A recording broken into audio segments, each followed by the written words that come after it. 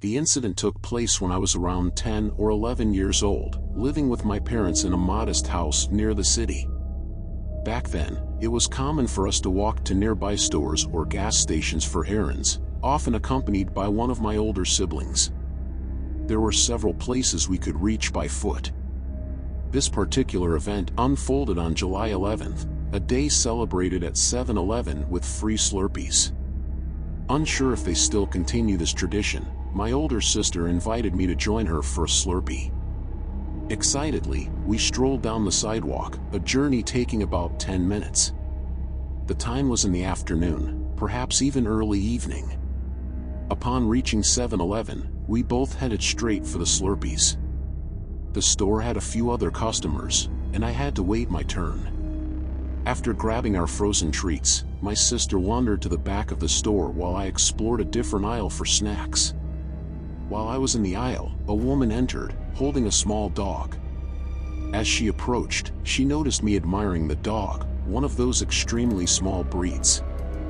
She inquired if I liked her dog, and I responded affirmatively, expressing my admiration for its cuteness. The woman then asked if I could watch her dog for a minute while she used the bathroom. I agreed, and she requested that I do so outside, explaining that the dog sometimes disliked being held by strangers, and she didn't want to get in trouble for walking it around inside. This arrangement seemed fine to me, so we both walked outside of the building. The woman led us to a small grassy area next to the 7-Eleven building, a perfect spot for the dog to roam. However, before we reached the grassy area, we encountered a van parked in the last space before it. A man stood in front of the van and suddenly reached out, grabbing me as I passed by. He held both of my arms, and the woman instructed me to get inside the van. The side door was already open. Reluctant and frightened, I didn't want to comply, but the man's strength overwhelmed me as he pushed me in that direction. The situation unfolded rapidly, leaving me bewildered. Just then, my sister's voice rang out, yelling and screaming at them to release me. This commotion drew the attention of two other people nearby, who began to intervene. The man finally let me go, and their focus shifted to making a swift escape. I ran back over to my sister, who was just outside the front door of the 7-Eleven, as the man and woman got inside the van and sped off. I remember somebody yelling to call the police as they sped off and another person yelling to get the license plate number. My sister and I went back inside and waited until the police arrived. Our parents were called and came down to pick us up after we answered questions. It was a really scary experience, but luckily, the man and woman were both located later in the day. I still can't believe that I was almost kidnapped. Every time I think about it, it gives me the creeps.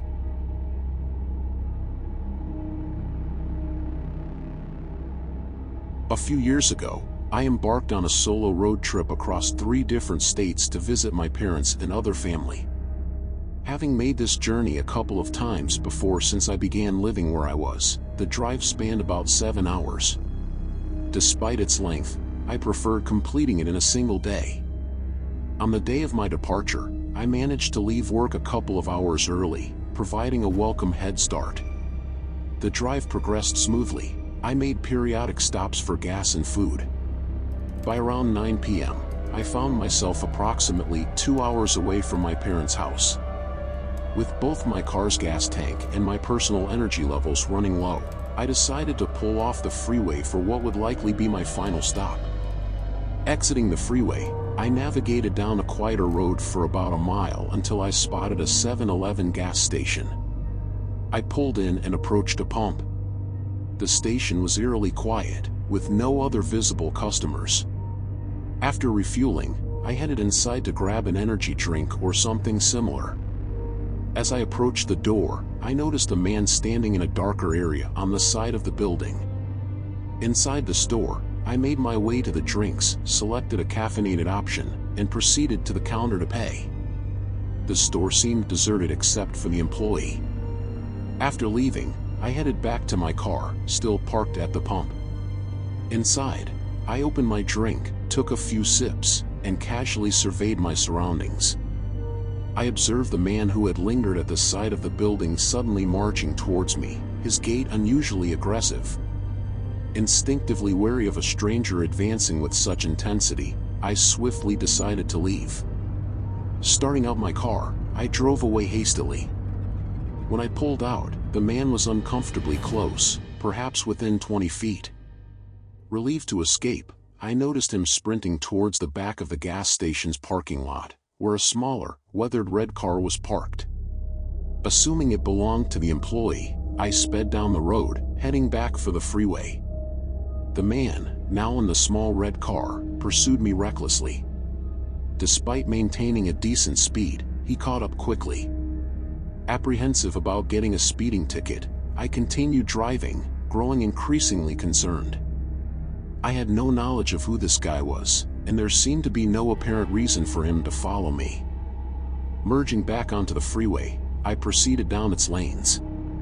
The man persisted in tailing me closely, mimicking my lane changes and maintaining an uncomfortably short distance, about 1 car length. The otherwise quiet freeway had a few scattered cars and trucks, intensifying my discomfort with every synchronized maneuver. After driving on the freeway for about 5 minutes, I made a spontaneous decision to take an exit at the very last second, hoping it would confuse the man following me. Unfortunately, he pulled off right behind me. I slowed down as I approached a quieter street, and at the stop sign, I feared the guy might crash into the back of my car. Navigating through another quiet road, I passed by a closed gas station and fast food restaurant, finding myself in what seemed like a quiet small town with abundant farmland.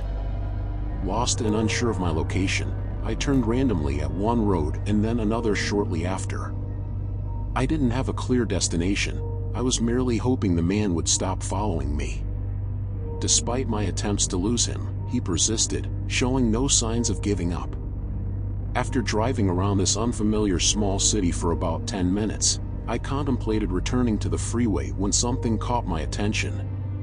As I drove on what seemed to be one of the main roads of the city, I noticed we were approaching a police station. Spotting patrol cars in the parking lot, I decided to pull in. I signaled to turn, and initially, the guy behind me mimicked the movement. However, as I maneuvered into the parking lot, he abruptly veered around me and sped away, going straight instead. Inside the parking lot, I approached an officer and shared the unsettling encounter with him.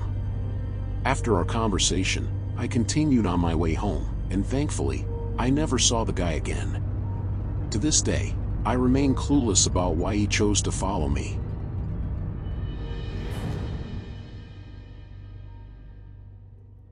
As a female and a former 7-Eleven employee, I worked there 2 years ago for about 6 months while finishing up my education. During that period, I predominantly worked overnight shifts, which didn't bother me much. Though being alone at night could feel a bit strange, the sparse customer visits made it relatively easy. One night, I was working like any other, seated behind the counter, engrossed in my phone, and listening to music. After about an hour of solitude with no customers, I suddenly heard the door opening and saw a guy walking in. Surprisingly, I hadn't noticed any car pulling in, and the gas station wasn't exactly in a location where people typically walk to. He approached the counter, and I greeted him, asking how I could assist. The man inquired about the location of the beer, and I pointed to the back of the store where it was stocked. Additionally, I gestured toward some cases placed around. The man looked around, then walked to the back of the store. I continued sitting there, engrossed in my phone. After a few minutes, the man returned to the counter. This individual was somewhat tall and thin, balding, and appeared to be in his 40s or 50s. Oddly, he wasn't holding any beer. The man complimented my tattoos, pointing to my arms, and stood there without saying much. Expressing my thanks, I asked if he needed help with something. He just stared at me for a moment and then wandered out of the store. His behavior struck me as a bit off, but after he left, I returned to minding my own business. I had a coworker scheduled to come in at 5 a.m., and my shift would end at 6. During the next hour, I had only one other customer who came inside and paid for gas at 3 a.m. Suddenly, I noticed something out of the corner of my eye, coming from the window near the front door.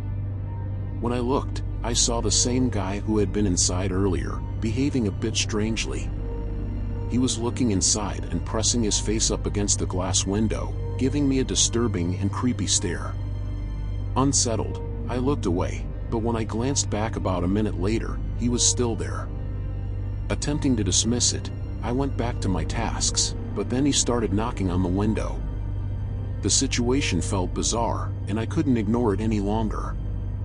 I decided to get up, ask the man what he was doing, and probably tell him to leave. I walked out from behind the counter and approached. Upon opening the front door, the man started sprinting away at what seemed to be full speed, running all the way past the road and out of my sight. Shaking my head, I returned inside to work. The next few hours were peaceful, and everything went on as normal. At 5, my coworker Alex arrived, making the shift even smoother.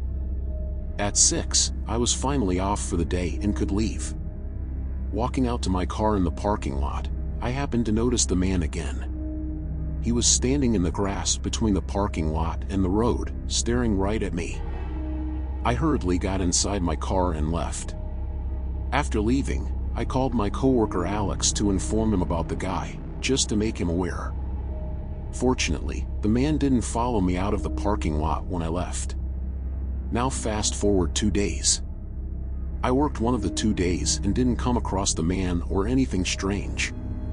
But on the second day, I was hanging out with a few friends at a diner in town that we frequent. We're friends with the owner and their family, and my friends and I have been going there for years. I was sitting in a booth with 2 other friends, just hanging out, talking, and having some food. Out of nowhere, I happened to notice the guy who had been at the gas station.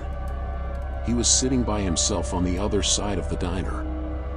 The whole place wasn't very big, it had maybe like 10 booths and seats at the diner. The guy was facing me, and I caught him staring. I told my friends about him and who he was. We weren't really sure what to do, though. I felt like the chances of this being a coincidence were really slim. Still, he wasn't bothering me and hadn't come up to me or anything like that, so I decided to just ignore it. He never tried talking to me or anything. When I left, he didn't follow me outside either. For the next few days, the man was completely absent from my life, and that's the way I would have liked it to stay. But then came the last time that I saw the man. It was a typical work shift, and for 90% of it, everything went fine. I didn't see the guy and had dealt with mostly normal customers. When my coworker Alex came in the early morning, like he often did, he let me know that it looked like someone was messing around with my car in the parking lot. I walked over to the window and looked. The same guy was appearing to try and open one of my windows or something. It looked like he had some kind of tool as well. I opened the door and yelled out to him, asking what he was doing. The guy looked at me and then ran off down the street. It was so strange. I went over and looked, but luckily, he hadn't broken in, at least not yet. After that, though, I never saw the guy again.